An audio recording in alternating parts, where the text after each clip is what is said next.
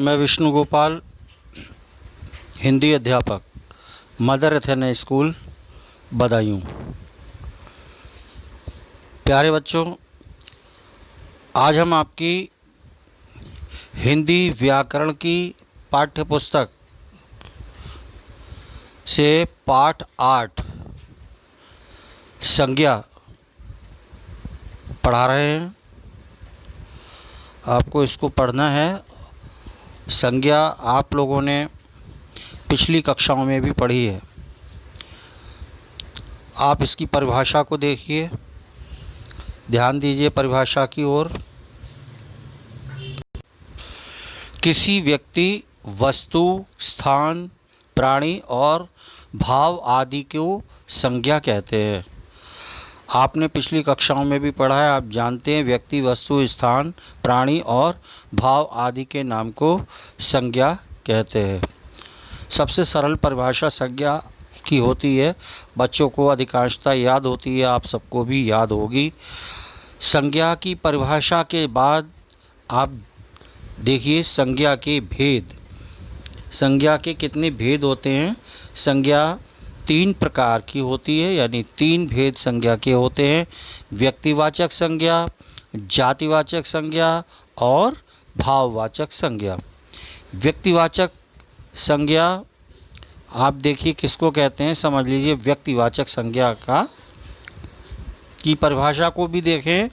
जिन संज्ञा शब्दों से किसी विशेष व्यक्ति, विशेष प्राणी, विशेष स्थान और विशेष वस्तु आदि के नाम का पता चलता है, उन्हें व्यक्तिवाचक संज्ञा कहते हैं। आप समझ रहे होंगे, यहाँ विशेष लिखा है। विशेष का मतलब खास, किसी खास व्यक्ति कोई, या कोई विशेष यानी खास प्राणी, या विशेष माने खास स्थान और विशेष माने खास वस्तु आदि के नाम का पता चलता है। कोई व्यक्ति विशेष है, उसका नाम, प्राणी का नाम या स्थान का नाम या वस्तु का नाम का पता चलता है, उन्हें हम व्यक्तिवाचक संज्ञा कहते हैं। उदाहरण से आपको और क्लियर हो जाएगा। आप देखेंगे आगे इसके चित्र भी आपको दिखाई दे रहा है। जैसे सम्राट अशोक, विशेष व्यक्ति ये है, वैसे हम कहें व्यक्ति, लेकिन सम्राट अशोक इनका हमने नाम ले लिया। अशोक अर्थात सम्राट अशोक की व्यक्ति विशेष है, इनके नाम का दूसरा कोई व्यक्ति नहीं है या नहीं हो सकता। ऐसे ही कुतुब मीनार, कुतुब मीनार, मीनारों में एक कुतुब मीनार अपने आप में अलग है, विशेष स्थान रखती है, उसका नाम है। तो ये भी स्थान का नाम हो गया, मीनार का नाम हो गया, व्यक्ति विशेष में अशोक हो गए। और उदाहरण के माध्यम से और देखिए, विशेष व्यक्तियों के नाम जैसे अटल बिहारी वाजपेयी, जवाहरलाल नेहरू आदि आदि, किसी का भी कोई नाम यदि लिया जाए, आप कहा जाए बच्चे, तो आप में से, बच्चों में से एक बच्चे का नाम मान लीजिए जवाहर या मोहन या सुरेश, किसी का नाम हो तो वो व्यक्ति विशेष होगा। विशेष स्थानों के नाम में जैसे मैसूर, त्रिवेंद्रम, लक्ष्मी नारायण मंदिर आदि, कोई भी स्थान का नाम जो होता है अगर ले दिया जाए अपने शहरों में, यदि हम कहें बदायूं शहर में, तो ये बदायूं एक ही शहर है, इसलिए ये स्थानों में विशेष स्थान है ना। तो आप समझ रहे होंगे कि विशेष वस्तु, व्यक्ति, प्राणी या स्थान के नाम को हम संज्ञा कहते हैं और इसे हम कहते हैं व्यक्तिवाचक संज्ञा। आइए अगली संज्ञा की ओर चल रहे हैं प्यारे बच्चों। विशेष वस्तुओं के नाम में देखिएगा, जैसे रामायण, हॉकी आदि, ये वस्तु है रामायण। और विशेष प्राणियों के नाम में जैसे चेतक घोड़े का नाम है, ऐरावत हाथी का नाम है। हम अधिकांश आप देखते हैं अपने घरों में जिन पशुओं को पालते हैं, जानवर को पालते हैं, अगर हमने गाय पाली है तो हम उसका नाम श्यामा रख लेते हैं, गौरी रख लेते हैं। यदि हमने डॉग पाला है, कुत्ता पाला, तो उसका नाम भी हम टॉमी रख लेते हैं, शेरू रख लेते हैं। तो इस प्रकार से वो विशेष में आ जाता है। अगला देखें, जातिवाचक संज्ञा। जातिवाचक संज्ञा में आप देख रहे हैं जैसे गाय, अध्यापक, नदी। इसके माध्यम से आप समझे गाय यानी कोई भी गाय हो सकती है। अभी आपने ऊपर पढ़ा व्यक्तिवाचक, अगर इस गाय का नाम हम रख दें श्यामा, है ना, या गौरी, तो ये व्यक्ति जातिवाचक संज्ञा हो जाएगी, वो व्यक्तिवाचक संज्ञा हो जाएगी। और यदि हम केवल कहें गाय, तो गाय कोई भी हो सकती है, वो जातिवाचक संज्ञा होगी। अध्यापक, अध्यापक कोई भी हो सकता है। अध्यापक का नाम अगर हम रमेश है, रमेश बाबू या रमेश सर कहें तो विशेष हो गया, यानी व्यक्तिवाचक हो गया। अब हमने अध्यापक कहा तो अध्यापक कोई भी हो सकते हैं। ऐसे ही नदी, नदियों में यदि हम गंगा नदी का नाम लें, किसी भी नदी का नाम लें, सरस्वती नदी का नाम लें, जमुना नदी का नाम लें, तो वो व्यक्तिवाचक संज्ञा होगी। और केवल नदी कह दिया, नदी कोई भी हो सकती है, तो वह जातिवाचक संज्ञा है।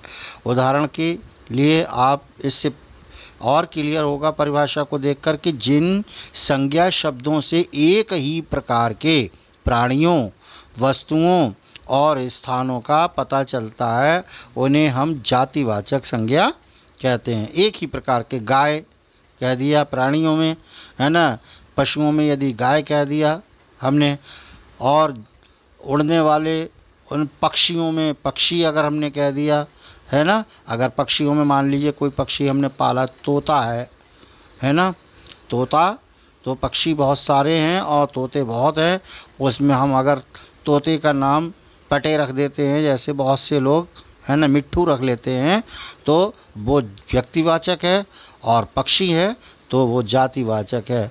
वस्तुओं और स्थानों आदि का पता चलता है, उन्हें जातिवाचक संज्ञा कहते हैं। उदाहरण देखिए, प्राणी, प्राणी में जैसे मछली, गधा, चींटी, लकड़ी, लड़की, आदमी, नारी, घोड़ा आदि। स्थानों में बाजार, नगर, गली, देश, पहाड़, नदी, दुकान, स्टेशन आदि। और इसके आगे देखिएगा वस्तु, वस्तुओं में चांदी, जूता, तेल, स्कूटर, सब्जी, आटा, खिड़की, कमीज आदि। तो ये जातिवाचक संज्ञा के अंतर्गत आती है, क्योंकि ये एक जैसे प्राणी या वस्तु या स्थानों का बोध कराते हैं। तीसरी संज्ञा है हमारी भाववाचक संज्ञा।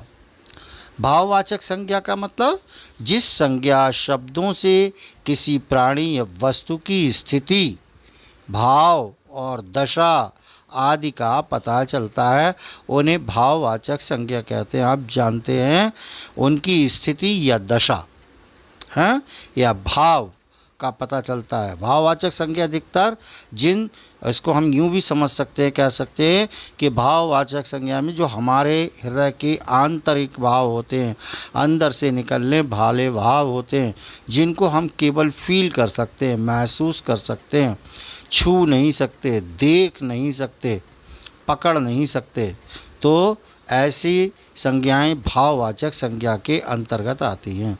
जैसे उदाहरण में आप देखें, सत्य, मिथ्या, बचपन, बुढ़ापा, मानवता, हिंसा, भाईचारा, मित्रता, सर्दी, गर्मी, खुशी आदि। ये सब हमारी कौन सी संज्ञाएं हैं? ये भाववाचक संज्ञाएं हैं। आगे जैसे आप देख रहे हैं, चिकित्सा, बुढ़ापा, मित्रता, ये उदाहरण दिखाए हैं। इनको हम केवल फील कर सकते हैं, महसूस कर सकते हैं, देख नहीं सकते, छू नहीं सकते, पकड़ नहीं सकते। तो ये हमारे यहाँ भाव है। बुढ़ापा अंदर से महसूस होता है, मित्रता फील की जाती है, चिकित्सा की जाती है। तो इन सबको हम क्या कहते हैं? भाववाचक संज्ञा। हिंदी के कुछ विद्वान अंग्रेजी व्याकरण के अनुसार संज्ञा के दो और भेद मानते हैं। उन तीन भेदों के अतिरिक्त व्यक्तिवाचक संज्ञा, जातिवाचक संज्ञा, भाववाचक संज्ञा के अतिरिक्त दो भेदों को और इसमें जोड़ दिया जाएगा तो 5 भेद हो जाएंगे। एक है द्रव्यवाचक संज्ञा और दूसरा समूहवाचक संज्ञा। वस्तुतः माने वास्तव में ये दोनों जातिवाचक संज्ञा के उपभेद हैं। जैसा आपने पढ़ा, जो जातिवाचक संज्ञा है उसके उपभेद हैं, किंतु फिर भी इन दोनों के विषय में यहाँ चर्चा करना उचित है। आपको बताया जा रहा है, नेक्स्ट पेज आप देखिए, अग्रिम पृष्ठ पर आपको बताया जा रहा है। चौथा जो विद्वानों ने इसका रूप माना है, भेद किया है द्रव्यवाचक संज्ञा। द्रव्य, द्रव्य में आपको कुछ वस्तुएं दिखाई भी दे रही हैं, चावल, गेहूं, सोना, पेट्रोल। यानी परिभाषा को देखें, जिन संज्ञा शब्दों से किसी द्रव्य या पदार्थ, द्रव्य या पदार्थ का बोध हो, उन्हें द्रव्यवाचक संज्ञा कहते हैं। पदार्थ में जैसे अभी ऊपर आपने देखा, चावल पदार्थ है, गेहूं पदार्थ है, सोना पदार्थ है, और पेट्रोल ये द्रव्य है। द्रव्य माने तरल पदार्थ, बहने वाला पदार्थ। दूध है ना, पेट्रोल है, तेल है, पानी है आदि, ये सब चीज़ें बहने वाली द्रव्य हैं। और बाकी जो धातुएं हैं जो हैं पदार्थ हैं, सोना है, चांदी है ना, चावल है, गेहूं है, ये सब पदार्थों के अंतर्गत आती हैं। तो गेहूं चावल से विभिन्न प्रकार की खाद्य वस्तुएं बनती हैं, सोना चांदी से आभूषण इत्यादि बनते हैं। बताया गया दूध दही से पनीर मिठाई आदि बनाए जाते हैं। पीतल तांबा सोना आदि से विभिन्न सामान बनाए जाते हैं। लकड़ी, मिट्टी, तेल, पेट्रोल, कोयला भी द्रव्य है। इसको द्रव्य में बताया, लकड़ी, मिट्टी, है ना, तेल, पेट्रोल, कोयला आदि ये सब द्रव्य के अंतर्गत आते हैं। सभी द्रव्यवाचक संज्ञा शब्दों का प्रयोग एक वचन में ही किया जाता है, ध्यान रखना है। कोयला कितना भी हो हम कोयला ही कहेंगे, पेट्रोल कितना भी हो, मिट्टी कितनी भी हो, हम उसको एक वचन में ही प्रयोग करेंगे, है ना। तो क्योंकि ये द्रव्य गणनीय नहीं होते। गणनीय माने जिनकी गिनती नहीं हो सकती, गिनती नहीं की जा सकती। कोयला भी नहीं गिन सकते, तेल की भी कोई गणना नहीं है, लकड़ी की भी कोई गणना नहीं, मिट्टी के कणों की भी या मिट्टी को भी हम नहीं गिन सकते। तो जो गणनीय नहीं होते माने जिनकी गणना नहीं होती, उन्हें भी हम द्रव्यवाचक संज्ञा कहते हैं। आगे देखिएगा, पाँचवा जो भेद बताया है, पांचवा समूहवाचक संज्ञा। समूहवाचक संज्ञा में देखें, समूह जैसे आपको समूह कहने से ही बोध हो रहा, ग्रुप, एक झुंड। जैसे गुच्छा देख रहे हैं आप, अंगूर का गुच्छा, गुच्छा है यानी इसमें अनेक अंगूर हैं, बहुत सारे, ये समूह में हैं, बंधे हुए हैं। भजन मंडली, आपके सामने बैठे हुए हैं लोग, कई लोग हैं, अनेक लोग हैं। जो मंडली माने मंडल, है ना, एक समूह है उनका, एक उनकी पार्टी है, ग्रुप है, उसमें भजन कर रहे हैं, तो ये भजन मंडली। कक्षा में अनेक बच्चे होते हैं, समूह में बैठे होते हैं, ग्रुप होता है बच्चों का, तो वो कक्षा कहलाती है। इसे हम समूहवाचक संज्ञा कहते हैं। अगला देखिए, जिन संज्ञा शब्दों से किसी समूह या समुदाय का बोध हो, है ना, जिन संज्ञा शब्दों से किसी समूह या समुदाय का बोध होता है, उन्हें समूहवाचक या समुदायवाचक संज्ञा कहते हैं। आपने देखी परिभाषा, चाहे हम उसको समूहवाचक कहें या फिर समुदायवाचक कहें, दोनों का मतलब एक ही है। तो आपने बच्चों देखा कि इस प्रकार से अंगूरों का गुच्छा, चाबियों का गुच्छा, अनाज का ढेर, ताश की गड्डी, मधुमक्खियों का झुंड, धनिया की गड्डी आदि। कक्षा, भीड़, सेना, पुलिस, जत्था, टुकड़ी, दल, टोली, पार्टी आदि समूहवाचक संज्ञा के उदाहरण हैं। ये सभी शब्द समूह को एक इकाई के रूप में प्रकट करने के कारण एक वचन में प्रयुक्त किए जाते हैं। आपकी कौन सी कक्षा है, वहाँ बहुत भीड़ थी, है ना, सेना खड़ी थी, पुलिस आ रही है, जत्था आ रहा है ना, टुकड़ी दिखाई दे रही है, तो ये सब एक वचन में प्रयोग किए जाते हैं। आइए अब देखते हैं व्यक्तिवाचक संज्ञा का जातिवाचक संज्ञा के रूप में प्रयोग। व्यक्तिवाचक संज्ञा को हम जातिवाचक संज्ञा में किस प्रकार से परिवर्तित करते हैं, कैसे उसका प्रयोग करते हैं, ये आप देखें। कई बार व्यक्तिवाचक संज्ञा का जातिवाचक संज्ञा के रूप में प्रयोग किया जाता है। उदाहरण देखें, आज देश में रावणों की कमी नहीं है। आज देश में रावणों की कमी नहीं है, व्यक्तिवाचक संज्ञा। लेकिन उसका प्रयोग हम जातिवाचक संज्ञा कई तरह से बना दिया हमने। भारत को स्वतंत्रता चंद्रशेखरों ने दिलवाई।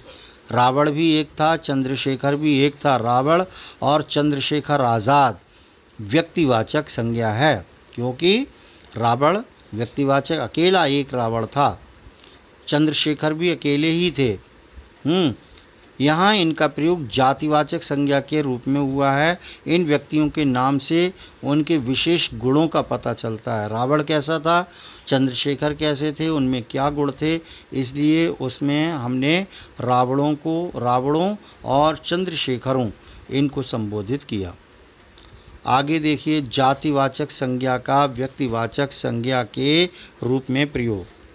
अब जातिवाचक संज्ञा है तो हम उसको उल्टा कर दिया है, जातिवाचक संज्ञा का व्यक्तिवाचक संज्ञा के रूप में प्रयोग। कई बार जातिवाचक संज्ञा का भी व्यक्तिवाचक संज्ञा के रूप में प्रयोग होता है। जब कोई जातिवाचक संज्ञा शब्द अपनी संपूर्ण जाति का बोध न कराकर किसी विशेष व्यक्ति का बोध कराए, तब वह शब्द रूढ़ अर्थात प्रकट करने लगता है।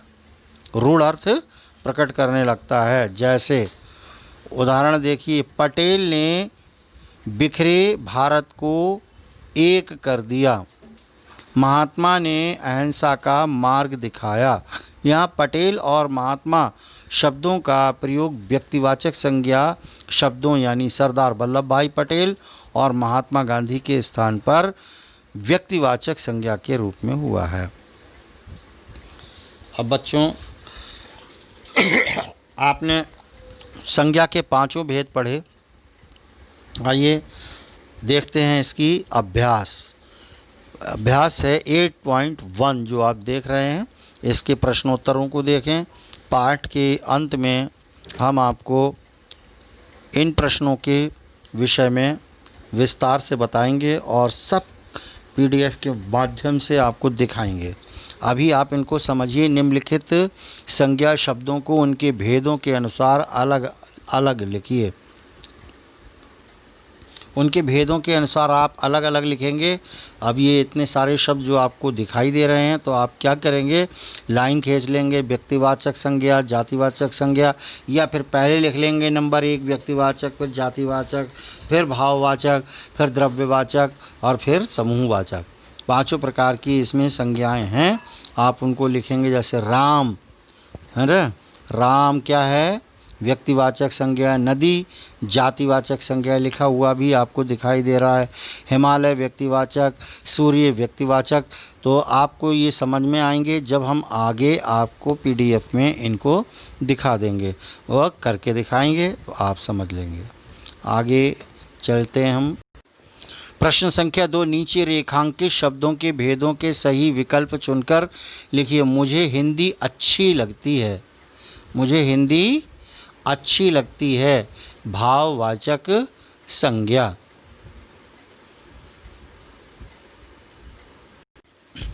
गर्मी के मारे बुरा हाल है, भाववाचक संज्ञा गर्मी। अंडरलाइन किए गए हैं, देख सकते हैं आप, महसूस कर सकते हैं कि गर्मी भी ऐसी चीज़ है जिसको केवल महसूस ही किया जा सकता है। तीसरा देखिए, चौराहे पर बहुत भीड़ है। भीड़ जो है समूहवाचक संज्ञा है, जैसा आप पीछे पढ़ चुके हैं, एक वचन में प्रयोग होगा। अगला वाला देखिएगा, कविवर रविंद्रनाथ टैगोर को कौन नहीं जानता। क्योंकि व्यक्ति विशेष का नाम है रविंद्रनाथ टैगोर, इसलिए काखंड इसका सही है, व्यक्तिवाचक संज्ञा। पेट्रोल डीजल के दाम दिनों दिन बढ़ रहे हैं। पेट्रोल और डीजल इस पर निशान लगा है, तो पेट्रोल और डीजल आप पीछे पढ़ करके आएँ, ये द्रव्यवाचक संज्ञा के अंतर्गत आती है। गा खंड इसका सही है। और बादलों को देखकर मोर प्रसन्न हो जाता है, व्यक्तिवाचक संज्ञा और जातिवाचक संज्ञा। अब देख, गा समूहवाचक संज्ञा और घा भाववाचक संज्ञा, इन चारों विकल्पों में से आपका खा खंड जातिवाचक संज्ञा आपने पीछे देखा था, वही सही है। और इस प्रकार से आपका 7वां है, दिल्ली भारत की राजधानी है। अब स्थान का नाम दिल्ली है, इसलिए का खंड इसका व्यक्तिवाचक संज्ञा है, क्योंकि ये विशेष शहर की ओर इशारा करता है। 8वां देखेंगे आप, आज कक्षा के सारे बच्चों को सज़ा मिली। कक्षा को अंडरलाइन किया गया है, रेखांकित है, तो कक्षा समूहवाचक संज्ञा है, इसका गा खंड सही है। और कुत्ता स्वामी भक्त पशु है, कुत्ता दिया गया है, स्वामी भक्त पशु है, ये जातिवाचक संज्ञा के अंतर्गत आता है। दूध पीकर खेलने जाओ, दूध पीकर खेलने जाओ, ये गा खंड इसका सही है, द्रव्यवाचक संज्ञा। आगे आप देखें, भाववाचक संज्ञा बनाना। भाववाचक संज्ञा हम कैसे बनाएंगे? कुछ भाववाचक संज्ञाएं मूल भाववाचक संज्ञा शब्द होती हैं, जैसे सत्य, घृणा, मिथ्या, बुद्धि, सुख, दुख आदि। किंतु कुछ भाववाचक संज्ञाएं अन्य शब्दों से भी बनाई जा सकती हैं, जैसे मित्र से मित्रता, बच्चा से बचपन आदि। भाववाचक संज्ञा की रचना निम्नलिखित 4 प्रकार से की जाती है, उन चारों को भी देख लें कैसे करते हैं। जातिवाचक संज्ञा से भाववाचक संज्ञा बनाना, जैसे देव से देवत्व, गुरु से गुरुत्व या गौरव, कवि से कवित्व और शिशु से शैशव। आगे देखेंगे जातिवाचक संज्ञा से भाववाचक संज्ञा बनाना। नारी से नारीत्व, युवा से यौवन, मानव से मानवता, बूढ़ा का बुढ़ापा, माता से मातृत्व, बच्चा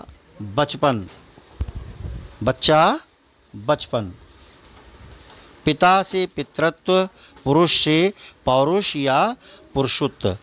सर्वनाम से भाववाचक संज्ञा। सर्वनाम भाववाचक संज्ञा स्व से स्वत्व, अपना से अपनापन, मम से ममत्व या ममता। सर्वनाम शब्दों से भाववाचक संज्ञा बनाना। परायापन, निजत्व या निजता, अहम से अहंकार, सर्व से सर्वस्व, आप से आपा। विशेषण।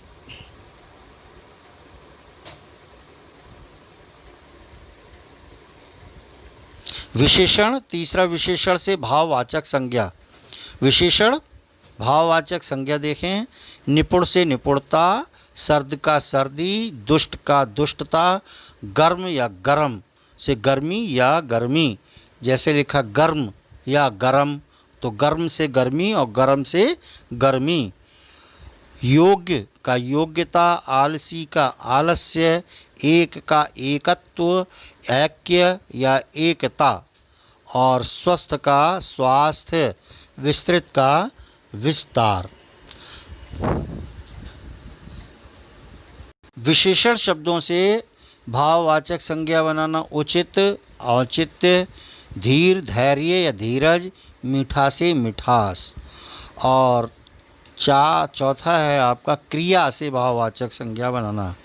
क्रिया शब्दों से भाववाचक संज्ञा, जैसे पढ़ना से पढ़ाई, खेलना का खेल, और लिखना का लिखाई, हारना से हार, सिलना से सिलाई, जीतना का जीत, चढ़ना चढ़ाई, चलना चाल, उतरना उतराई, खोजना खोज, धोना धुलाई, गाना का गान।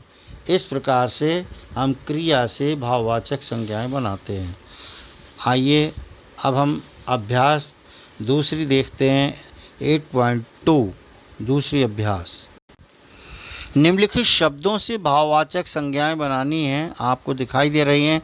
ऊपर भी आप पढ़ चुके हैं, देव से देवत्व, एक से एकत्व या एकता, है ना, और माता का मातृत्व, लाल का लालिमा या लाली, मित्र का मित्रता, वीर का वीरता, ठग का ठगी, सज्जन से सज्जनता, पशु से पशुता या पाश्विकता, शत्रु का शत्रुता, आलसी का आलस्य, योग्य का योग्यता, बूढ़ा से बुढ़ापा, मम से ममता या ममत्व, और बच्चा से बचपन। अगला दूसरा प्रश्न आप देखेंगे, निम्नलिखित शब्दों में से उचित भाववाचक संज्ञा शब्द चुनकर लिखिए। इसमें पहले का देखिएगा जाति, जात, जाता और जातीय का खा खंड सही है। और दूसरे का देखें शुद्ध, शुद्धता, अशुद्ध और विशुद्ध, इसमें से भाववाचक संज्ञा अशुद्धता है इसका ठीक। दूसरी साइड में आप देखें दूसरे का शुद्ध और खा है अशुद्धता, तीसरा अशुद्ध और विशुद्ध, इसका खा खंड दूसरा सही है अशुद्धता। तीसरे में युवा, युवक, युवती और यौवन, इसका घा खंड चौथा यौवन, भाववाचक संज्ञा ये सही है। और अगला चौथे में देखेंगे रंग, रंगत, रंगीन या रंगीला, रंगत खा खंड इसका भी सही है। और फिर आप देखेंगे पाँचवें में दया, दिया, दयालु और दयापन हैं, दयालु या दयापन ये आपका ठीक है। और फिर आप देखें आप, अपना, अपनापन और आपका, तो इसका गा खंड सही है अपनापन। और मीठा का मिठास, मिठाई और मीठास, खा खंड सही है मिठास। मिलना, मिलाना, मिलावट, मिलवाना, मिलावट ये वाला सही गा खंड है। और दिन, दीन, दीनता और दीनता, इसका घा खंड चौथा सही है। और 10वें का चुनना, चूना, चुनाव और चुनावी, इसका चुनाव गा खंड सही है। इसका अगला वाला 11वां चढ़, चढ़ना और चढ़ाई तथा चढ़ाव, इसका भी गा खंड सही है चढ़ाई। और 12वें का धीर, धीरे, अधीर और धीरता, तो इसका चौथा घा खंड सही है घा धीरता।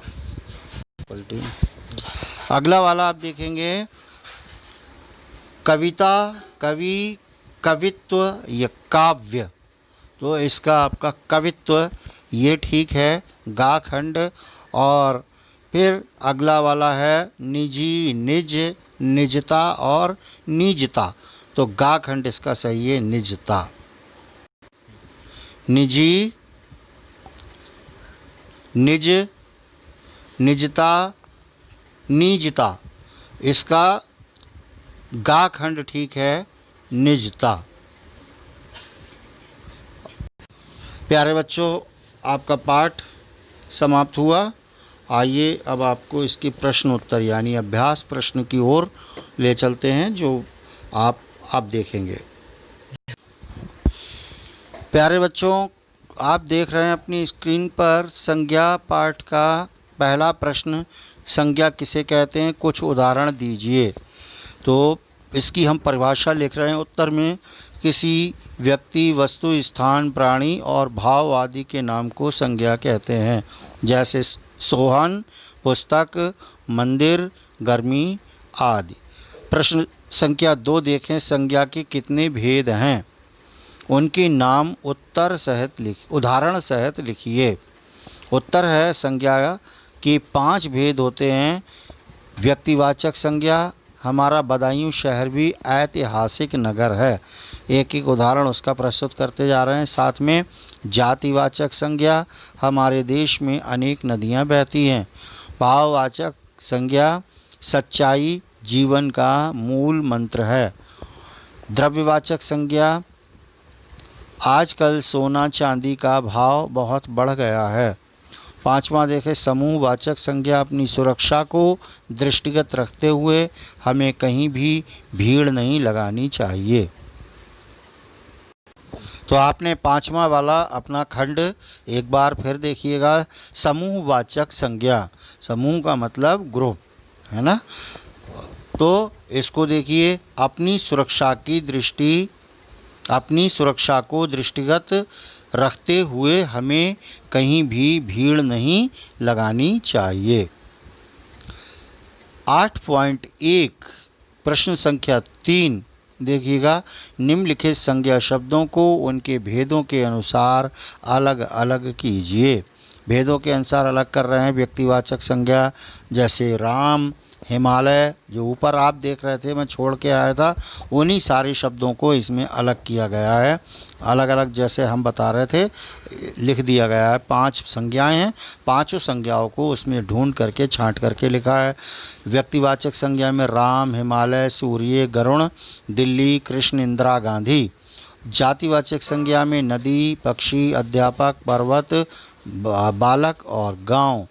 भाववाचक संज्ञा में बचपन, ममता, अहंकार, खटास, माधुर्य और उदासी। द्रव्यवाचक संज्ञा में सोना, पीतल, चांदी, लोहा, तेल और लकड़ी। समूहवाचक संज्ञा में गुच्छा, ढेर, कक्षा, भीड़, सेना और टोली। इस प्रकार से आगे देखते हैं बच्चों। चौथा प्रश्न आपकी स्क्रीन पर है। निम्नलिखित शब्दों से भाववाचक संज्ञाएं बनाइए। जो आप ऊपर अभ्यास में पढ़ रहे थे हम आपको समझाते हुए आए हैं। देव से देवत्व, एक का एकत्व, माता का मातृत्व, लाल का लालिमा या लाली भई होता है, मित्र का मित्रता, वीर का वीरता, ठग से ठगी, सज्जन का सज्जनता, पशु से पशुता या पशुत्व और शत्रु का शत्रुता, आलसी से आलस्य, योग्य का योग्यता, बूढ़ा से बुढ़ापा, मम से ममता या ममत्व भी बन जाएगा और बच्चा का होगा बचपन। अब इसके बाद आप देखेंगे गृह कार्य आपकी स्क्रीन पर है, क्योंकि पाठ से जितने भी संबंधित अभ्यास थी उनके प्रश्न के उत्तर हम आपको दे चुके हैं।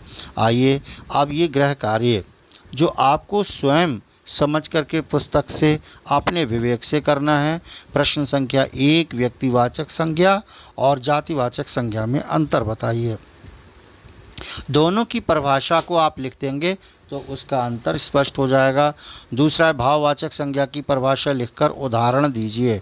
भाववाचक संज्ञा की परिभाषा लिखेंगे, उसके अनेक उदाहरण हैं, आप 1-2 उदाहरण उसके लिख दीजिएगा। और द्रव्यवाचक संज्ञा तथा समूहवाचक संज्ञा में अंतर बताइए। इन दोनों की भी परिभाषा लिख करके उनका अंतर स्पष्ट कीजिए उदाहरण के साथ।